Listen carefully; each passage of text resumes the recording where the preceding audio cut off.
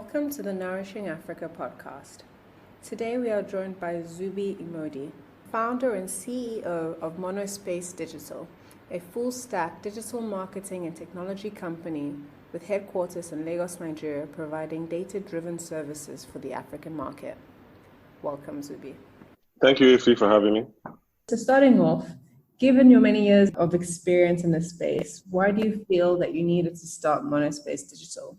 Okay, thank you for the question. So, having worked with a lot of top companies in the past, either through an agency capacity or even working within the company, figured out that the acquiring customers, lead generation, is harder and harder as time went on. So I think that's more of the case in the Western world. But here in Nigeria, I think we've started to catch wind of the necessity to brand and market yourself properly. The pace at which the industry was evolving was, I guess, fast outpacing a lot of the digital agencies I found around.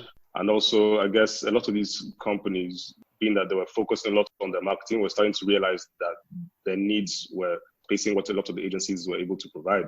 Based on this, and also the quality that I've come to know and understand and realize is needed to help push a lot of these brands out, I decided to essentially create a company that had that as a top number one priority. So that is understanding, taking time to understand brands and taking time to implement projects and essentially initiatives that will help push the objectives forward. Working with bigger agencies, it's a lot hard to pay the requisite, attention, especially to the smaller brands, right? And obviously the amount of returns you're getting from a lot of these brands may not be what a lot of these bigger agencies are happy to receive.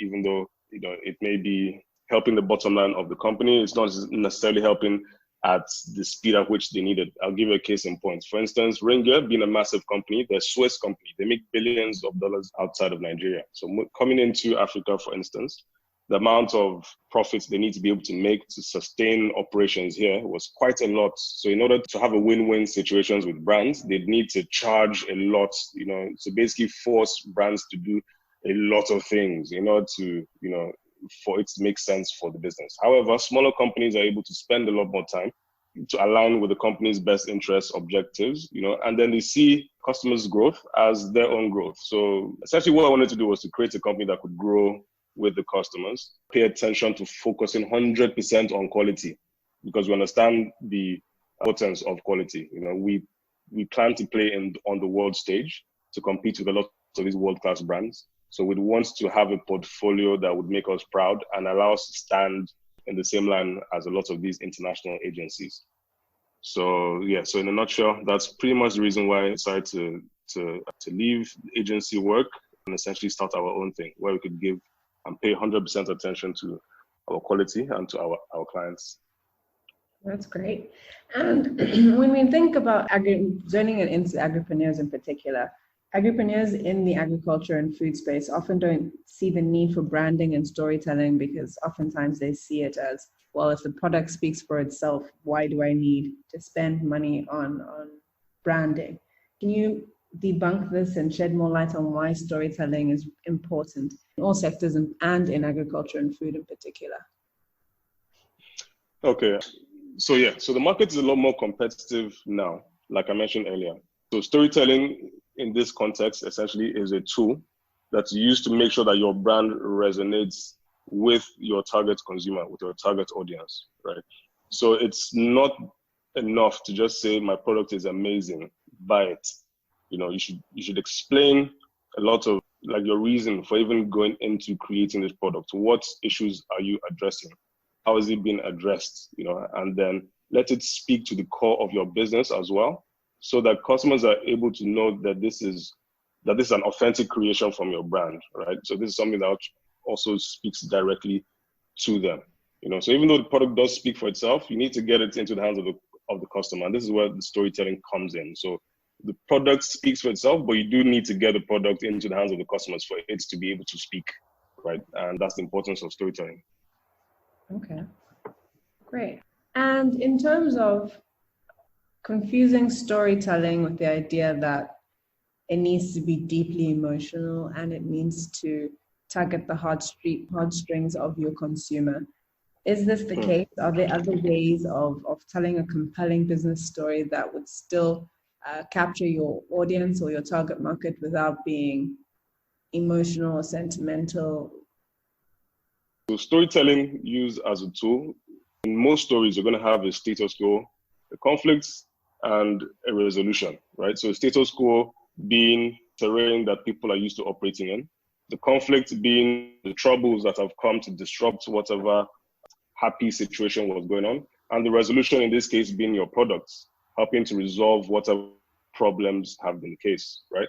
A lot of the times, the stories that resonate the most with consumers, as you can remember, maybe the ads that you remember, like the adverts you watched on TV, in your mind from the days you were a child up until now, are the ones that evoked some kind of emotion, whether it was sadness, whether it was happiness, whether it was some sort of feeling of triumph over something bad, right? That's something that tends to resonate with the audience.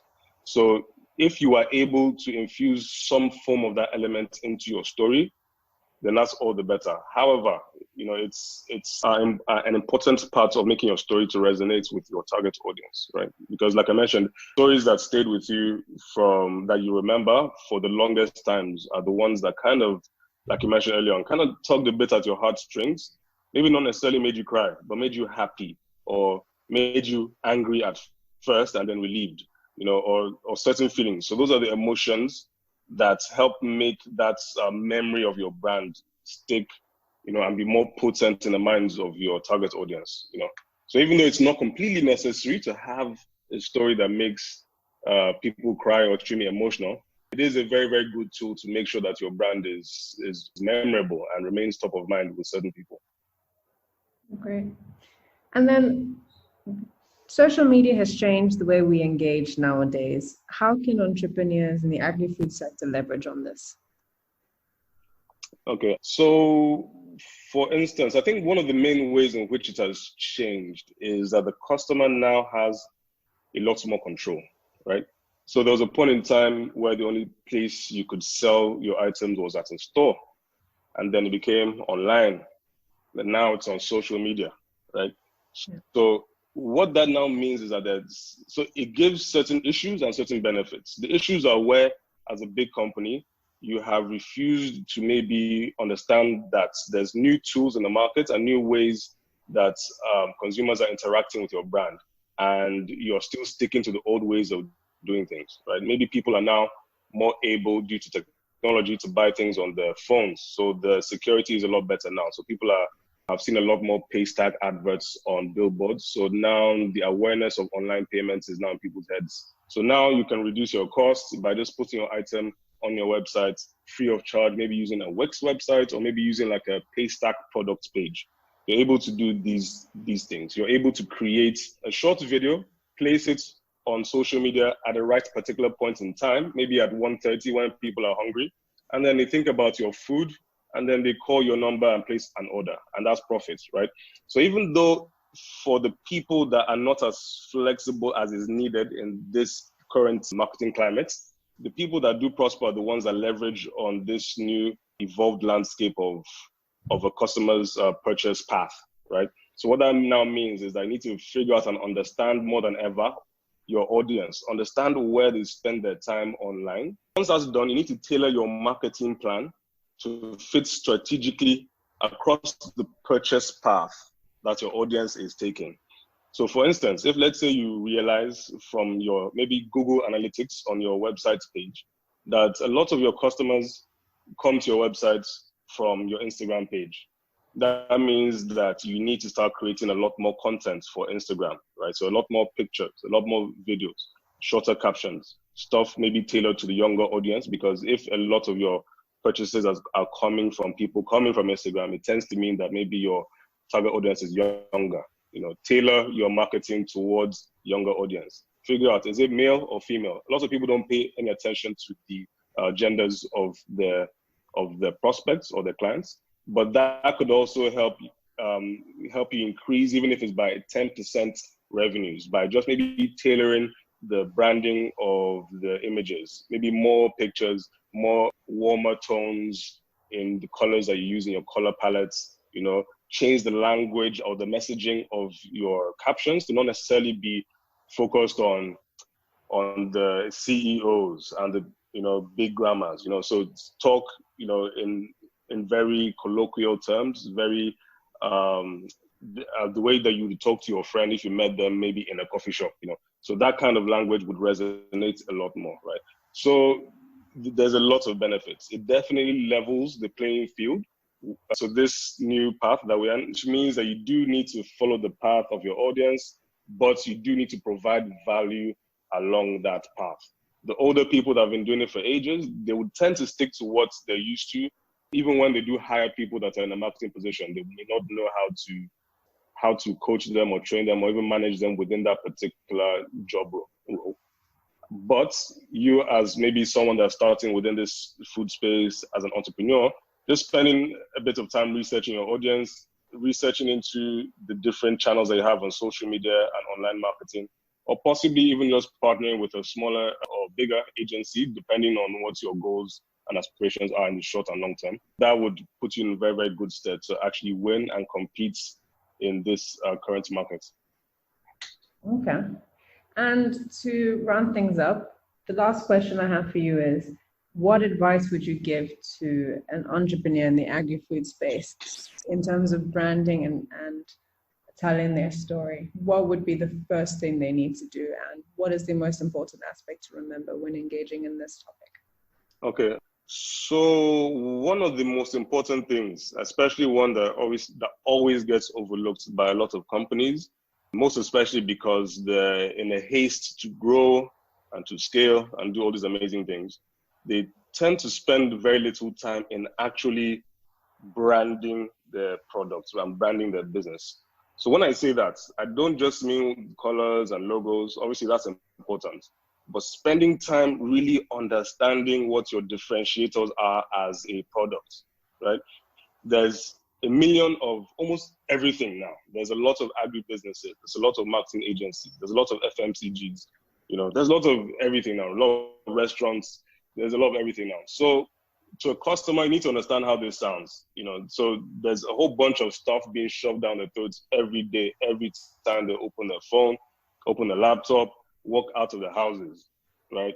So you need to understand, first of all, that that's a format that you're playing in. So spending money does not necessarily isn't necessary in order to make a huge impact in this particular landscape. So the first thing I would suggest is obviously understand your brand, understand your product. So from that and using that as a basis, you're then able to understand how to approach your audience. You then know what kind of audience to approach. So if maybe your strength is in maybe the quality of your products, even though maybe it's at an expensive price point, you will then understand, okay, this is my product.